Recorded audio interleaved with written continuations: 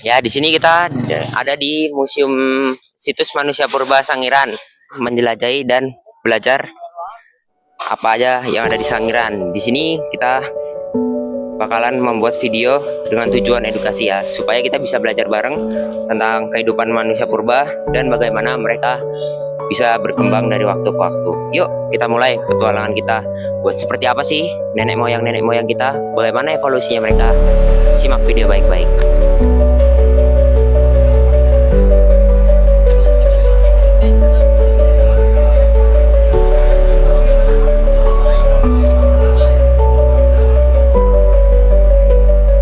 Jadi Homo erectus ini ada 3 jenis. Yang pertama itu ada Homo erectus archaik. Dia ini mempunyai gigi yang sangat kuat. Dia juga mempunyai fisik yang paling kekar. Mereka disebut dengan nama Meganthropus palaeojavanicus. Yang kedua itu ada Homo erectus typic. Mereka ini punya lebih maju, tapi mereka punya badan yang lebih mungil. Mereka disebut dengan Homo erectus typic. Yang ketiga ada Homo erectus progressive. Mereka adalah yang paling maju dari ketiga jenis yang lainnya. Volume otak mereka juga lebih besar dan dahinya yang lebih meninggi. Mereka ini disebut dengan nama Pithecanthropus soloensis.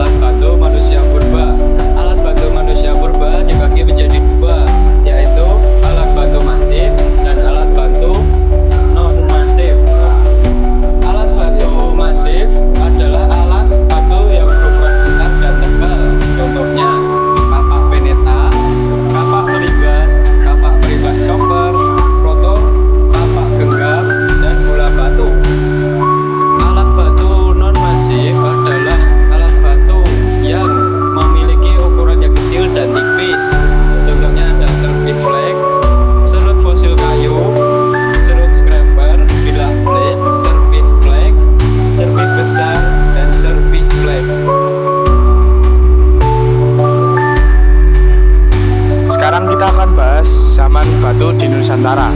Zaman batu di Nusantara dibagi menjadi 3, zaman Paleolitikum, Neolitikum, dan Megalitikum.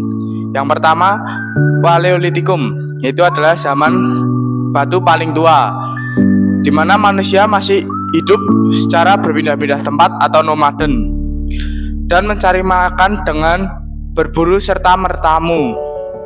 Alat yang digunakan masih kasar, seperti kapak genggam dan alat serpi. Yang kedua ada zaman Neolitikum. Zaman batu muda, manusia sudah mulai bercocok tanam dan hidup menetap. Alat bantu kehidupan mulai halus, seperti kapak lonjong, kapak persegi, bahkan alat menumbuk padi. Yang ketiga ada zaman Megalitikum atau zaman batu besar. Manusia mulai membangun benda-benda besar dari batu seperti menhir, dolmen, sarkofagus, dan punden berunda. Fungsinya untuk tempat pemujaan arwah, leluhur, dan kegiatan keagamaan. Artinya, pada masa ini manusia sudah mulai mengenal kepercayaan dan nilai spiritual. Setelah zaman batu, manusia Nusantara memasuki zaman logam. Nah, zaman ini dibagi menjadi 2, zaman perunggu dan zaman besi. Nah, ya pertama, ini adalah hasil dari budaya manusia purba yang berhasil dibawa. Keberadaan manusia purba dalam upaya beradaptasi dengan lingkungan hidupnya mendorong mereka untuk menciptakan peralatan sebagai sarana untuk memenuhi kebutuhan hidup mereka, termasuk untuk mempertahankan diri dari berbagai ancaman. Nah, dari ide itu mereka berhasil menciptakan benda-benda di sekitarnya menggunakan benda-benda di sekitarnya seperti batu, kayu, tulang. Budaya alat yang dikembangkan dan digunakan manusia purba dapat dibedakan menjadi 2 macam, yaitu yang pertama budaya alat batu yang dibuat dari bahan batu, baik berupa batu masif maupun serpian-serpian batu. Yang kedua ada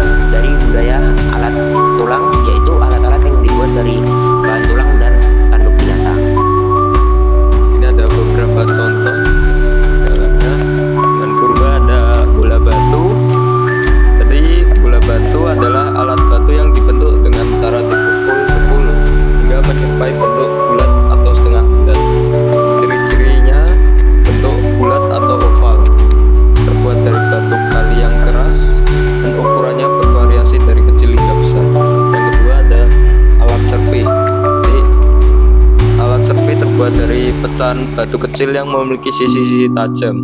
Ciri-cirinya ukuran kecil, memiliki tepi yang tajam. Jadi yang ketiga ada alat penusuk. Alat penusuk adalah batu kecil yang ujungnya dibuat sangat runcing sehingga bisa digunakan untuk menusuk. Ciri-cirinya ukuran kecil, ujungnya runcing seperti jarum. Dibuat dari serpian batu yang dipertajam. Yang keempat ada spatula. Spatula atau alat serut adalah alat batu yang bagian sisinya dibuat rata dan halus agar bisa digunakan untuk mengikis. Ciri-cirinya bagian sisi lebar dan agak halus, tidak setajam serpih, bentuknya memanjang atau pipih. Seperti itu ya.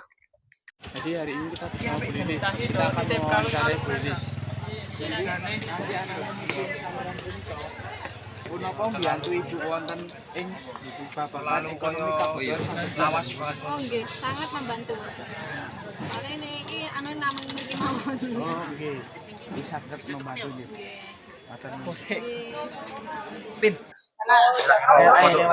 Oke, kita bersama Bu Asih. Jadi kita akan wawancarai Bu Asih.